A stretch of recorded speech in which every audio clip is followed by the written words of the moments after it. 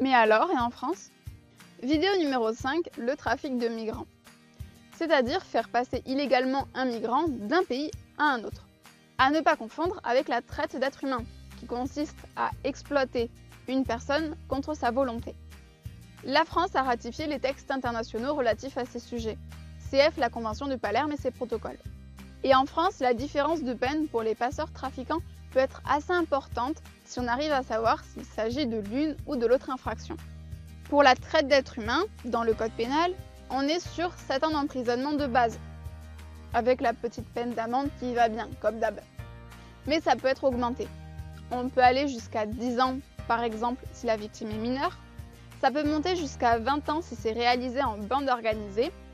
Et ça peut même être perpète si c'est accompagné de torture ou d'autres actes de barbarie. De l'autre côté, pour le trafic de migrants, infraction qui est dans le Code des étrangers, on tape sur 5 ans d'emprisonnement. Mais ça peut augmenter jusqu'à 10 ans si par exemple la victime est mineure ou si c'est réalisé en bande organisée. Du coup, dans le cadre de structures criminelles organisées, pour le trafic de migrants, on tape sur 10 ans d'emprisonnement. Et pour la traite d'êtres humains, on est sur le double, on est sur 20 ans d'emprisonnement. D'où l'intérêt de faire la différence entre les deux infractions. À demain pour parler de la rétention administrative en France.